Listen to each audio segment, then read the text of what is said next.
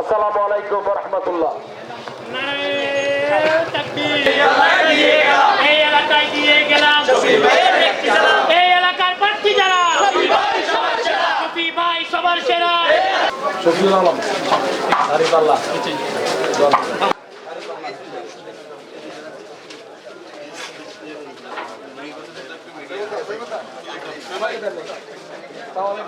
আপনার ভাই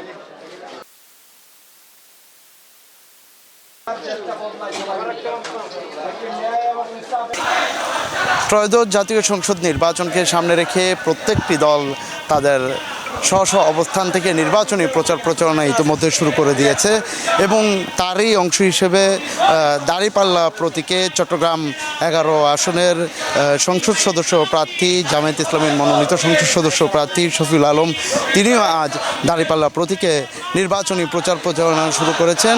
এই মুহূর্তে আমি অবস্থান করছি চট্টগ্রাম নগরীর 11 সংসদীয় আসনের আগ্রাবাদ সিজিস কলোনি এলাকায়।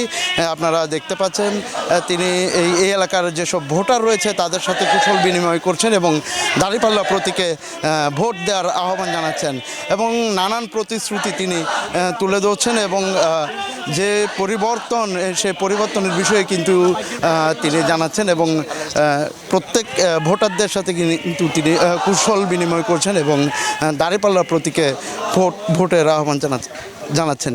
এই মুহূর্তে আমি একটু এই আসনে যিনি প্রার্থী রয়েছেন সংসদ সদস্য প্রার্থী তার সাথে একটু কথা বলার চেষ্টা করব এবং তার কাছ থেকে একটু জানতে চাইবো, আপনার সাথে একটু যুক্ত হতে চাচ্ছি কি প্রতিশ্রুতি জানাচ্ছেন এবং যদি আপনি নির্বাচিত হন জনগণের জন্য কী করবেন।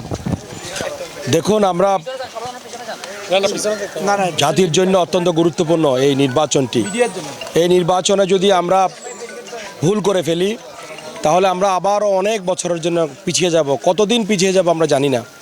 আমরা সর্বপ্রথম মানুষকে আহ্বান করছি বাংলাদেশের জন্য আর কোনোদিন ফেসিবাদ ফিরে না আসে, বাংলাদেশ যেন একটি দুর্নীতিমুক্ত বাংলাদেশ হয়, একটি জবাবদিহিতামূলক প্রশাসন ব্যবস্থা হয়, একটি লেজুর ভিত্তিহীন একটি আইন যে আদালত সেটি আমরা পাই এবং একটি দলীয় লেজুর ভিত্তিবিহীন একটি নিরপেক্ষ প্রশাসন যন্ত্র আমরা যেন পাই।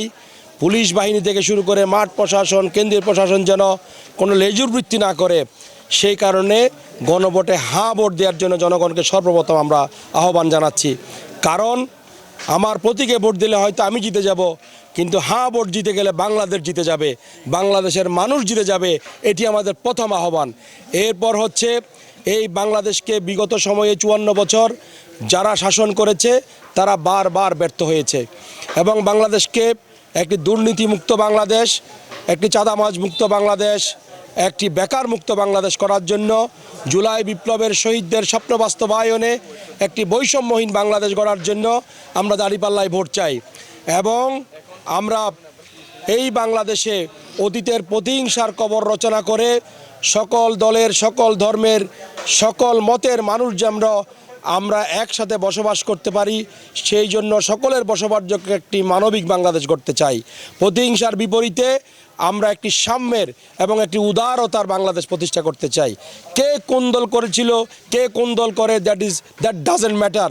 আমরা এই প্রত্যেকটা মানুষ এই বাংলাদেশের এক একজন গর্বিত নাগরিক, তাদের অধিকার রাষ্ট্র নিশ্চিত করবে।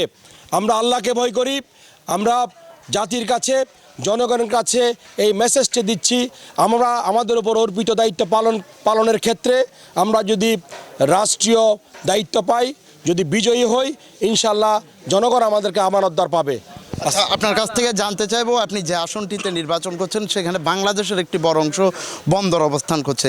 এই বন্দরে যারা দিনমজুর রয়েছে বা যারা চতুর্থ শ্রেণীর কর্মচারী রয়েছে তাদের জন্য আপনার কি করার থাকবে? দেখুন, স্পেসিফিকলি বন্দর বললে বন্দরের শ্রমিকদের দাবির সাথে আমাদের একমত। বন্দরের শ্রমিকদের, আমাদের চট্টগ্রাম বন্দর কর্তৃপক্ষের যে শ্রমিকরা আছেন তাদের দাবি হচ্ছে এটা যেহেতু একটি আন্তর্জাতিক ভেন্যু, আন্তর্জাতিক মানের পে স্কেল তাদের জন্য চালু করা, এটির সাথে আমরা একমত। এছাড়া বন্দরের বাইরে টোটাল 11 সংসদীয় আসনে কিন্তু 2টি ইপিজেড আছে, লক্ষ লক্ষ শ্রমিক এখানে আছে, তাদের ন্যূনতম মজুরি 25,000 টাকা করতে হবে। এটি আমাদের দাবি এবং আমরা সরকারে আসলে এটি আমরা নিশ্চিত করব। এরপর নারী শ্রমিকদের জন্য যেই ধরনের ফ্যাসিলিটি থাকা দরকার, তাদের নিরাপত্তা সহ, এবং তারা যেন সম্মানজনকভাবে তারা তাদের কর্মস্থলে সেরকম মর্যাদা লাভ করে, সেই রকম জবাবদিহিতামূলক প্রশাসন ব্যবস্থা আমরা নিশ্চিত করব। নারী হিসাবে তাদের যে বায়োলজিক্যাল রিকোয়ারমেন্টগুলো আছে, সেক্ষেত্রে তাদেরকে একটি 6 মাসের বাচ্চাকে রেখেও বাড়িতে রেখে আসতে হয়, সে কারণে বেবি কেয়ারের বিষয়টি আমরা নিশ্চিত করব ইনশাআল্লাহ। এটি আমরা করব। এরপর যেই ধরনের আপনার টয়লেট সহ তাদের যাবতীয় সুযোগ সুবিধাগুলো দরকার হয়, নারীদের প্রেয়ার রুম দরকার হয়, সেগুলো আমরা নিশ্চিত করব ইনশাআল্লাহ। ধন্যবাদ। আমরা কথা বলছিলাম এখানকার যিনি প্রার্থী রয়েছেন তার সাথে, এবং তিনি তার যে প্রতিশ্রুতি রয়েছে সেটি আমাদের মাধ্যমে জানানোর চেষ্টা করছিলেন, এবং সেই সাথে বন্দর নিয়ে তিনি যেমনটি বললেন, বন্দরের যে শ্রমিকদের যে দাবি সেটি নিয়েও কিন্তু তিনি একমত পোষণ করে সেই দাবি বাস্তবায়ন করার চেষ্টা করবেন বলে আমাদের জানিয়েছেন। এছাড়াও যেই আসনটিতে তিনি নির্বাচন করছেন, সেই আসনটির যে উন্নয়নমূলক সকল কর্মকাণ্ডের জন্য তিনি ভূমিকা রাখবেন বলে আমাদের জানিয়েছেন। এছাড়াও তিনি জনগণের দোরগোড়ায় পৌঁছে গিয়ে দাঁড়িপাল্লা প্রতীকে কিন্তু ইতিমধ্যে ভোট চাইছেন, এবং দাঁড়িপাল্লা প্রতীকেই কিন্তু ভোট দেওয়ার আহ্বান জানাচ্ছেন। এবং তার সাথে এখানের উপস্থিত রয়েছেন যে এই ওয়ার্ড এবং এই আসনের যেসব নেতাকর্মী রয়েছে, জামায়াত ইসলামী প্রার্থী, সেসব নেতাকর্মীরা কিন্তু উপস্থিত রয়েছেন। সবশেষ এটি ছিল চট্টগ্রাম 11 আসনের নির্বাচনী প্রচারণার সর্বশেষ।